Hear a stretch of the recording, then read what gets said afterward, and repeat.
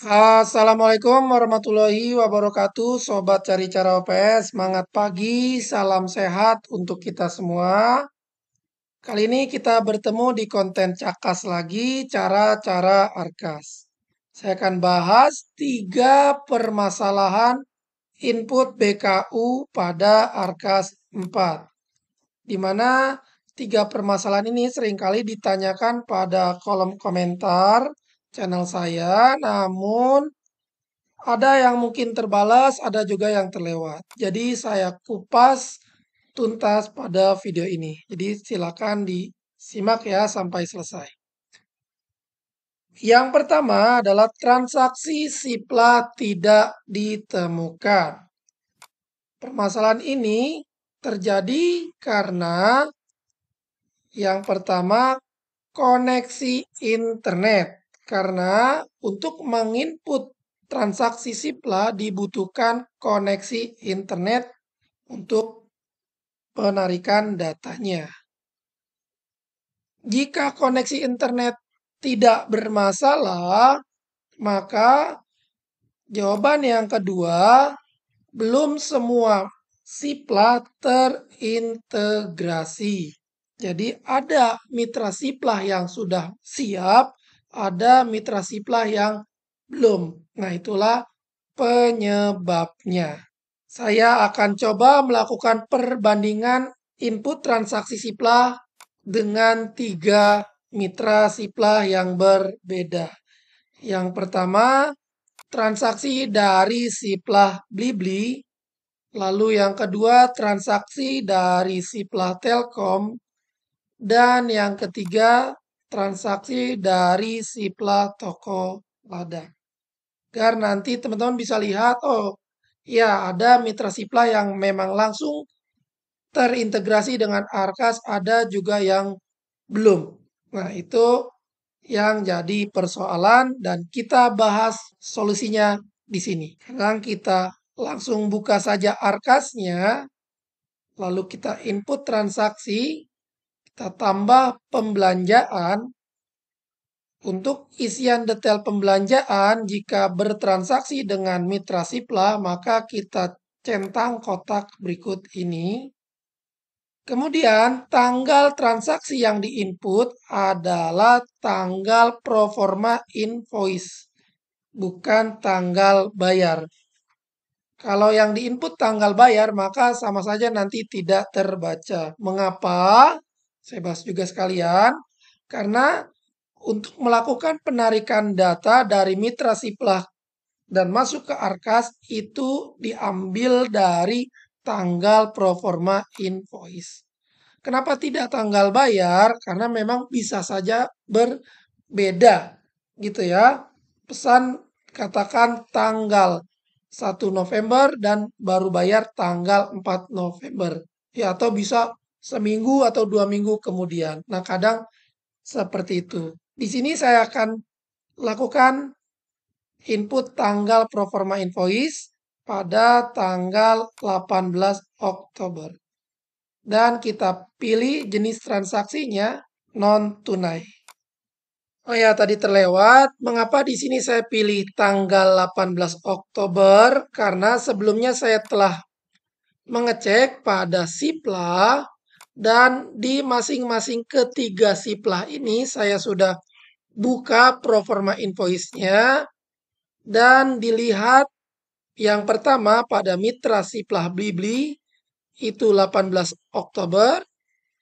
Kemudian pada proforma invoice Sipla Telkom juga sama 18 Oktober. Dan yang ketiga Sipla Toko Ladang juga 18 Oktober. Itu ya. Jadi nanti sebelum menginput tanggal di Arkas, dilihat dulu tanggal proforma invoice Siplanya. Kemudian di sini kita bisa pilih transaksi dari Sipla sesuai nomor invoice-nya. Bisa teman-teman lihat dari ketiga mitra Sipla di sini yang tampil hanya mitra ladang saja. 2 mitra lain seperti mitra Blibli dan mitra Telkom tidak tampil nomor invoice-nya. Padahal di sini jelas saya sudah koneksi dengan internet. Dan yang tertarik hanya data proforma invoice dari mitra ladang. Artinya, kedua mitra lain tadi itu kita tidak bisa menginput secara otomatis.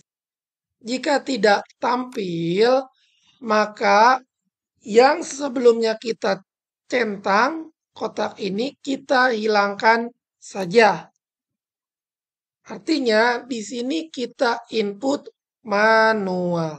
Kemudian, karena kita akan input transaksi Sipla ini secara manual, maka terjadi perbedaan tanggal yang diinputnya. Jika semula kita input tanggal proforma invoice, karena di sini kita akan input secara manual, maka tanggal pembayaran yang kita input. Itu ya bedanya ya. Misal di sini tanggal pembayarannya tanggal 20 Oktober. Lalu kita pilih lagi jenis transaksinya. Kemudian kita pilih nama toko di mana kita beli. Nama toko ini sudah ada jika kita sebelumnya pernah menginput. Kita sesuaikan nama tokonya. Lalu kita klik lanjut. Pada detail barang dan jasa kita input nomor nota. Nomor nota ini yang diinput adalah nomor invoice-nya. Jadi teman-teman bisa copy nomor invoice-nya. Ya, kita copy. Kemudian kita kembali ke arkasnya. Lalu kita pastekan saja. Berikutnya kita pilih kegiatan di mana kita sesuaikan dengan belanja barang tadi atau jasa. Seperti pada mitra Blibli tadi itu adalah pembayaran listrik. Maka kita pilih kegiatan pembayaran rekening listrik dan kita pilih rekeningnya belanja tagihan listrik. Lalu ini kita centang dan kita klik lanjut. Jika ada transaksi lain dengan nomor invoice yang sama, di sini kita tambah kegiatan dan rekening belanjanya kita input juga. Belanja langganan internet. Ini kita checklist. Baru kita klik lanjut. Karena pada nomor nota ini ada 2 barang. Ya, dengan posisi kegiatan dan rekening yang berbeda. Seperti itu ya caranya teman-teman. Lalu kita klik lanjut. Pada perhitungan pajak di sini telah menghitung secara otomatis.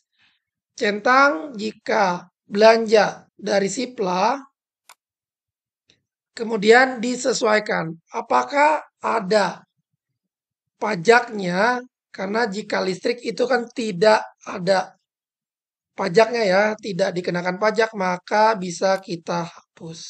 Kemudian kita klik simpan. Pastikan detail yang diinput sudah benar, kita klik simpan. Maka atas transaksi yang tidak ditemukan, kita input secara manual. Langkah berikutnya sama.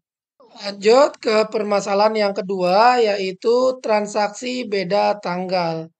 Ini masih ada kaitannya dengan Sipla. Contohnya, teman-teman melakukan pesanan Sipla, katakan, ini saya buka saja, pada proforma invoice-nya itu tanggal 18 Oktober, namun di bulan Oktober teman-teman tidak melakukan pembayaran dan dibayarnya di bulan November. Lalu bagaimana cara penginputannya? Untuk penginputannya di Arkas, pada bulan Oktober tidak melakukan penginputan transaksinya. Mengapa? Karena baru melakukan pembayarannya di bulan berikutnya. Jadi, di-input saja tanggal pembayarannya.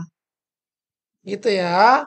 Sehingga nanti tidak terjadi selisih pada mutasi rekening sekolah teman-teman. Terakhir untuk permasalahan yang ketiga, transaksi tunai, saldo tunai tidak terbaca atau saldo tunainya 0. Yang pertama harus dipastikan dana yang tersedia sudah dipindahkan ke tunai. Bisa dilihat di sini dana yang tersedia adanya di non tunai artinya masih di bank. Ketika melakukan transaksi tunai kita harus klik tarik tunai dulu. Jangan langsung input transaksi, lalu misalnya di input tanggal, dan ketika pilih jenis transaksi, maka saldo tunainya 0 di sini.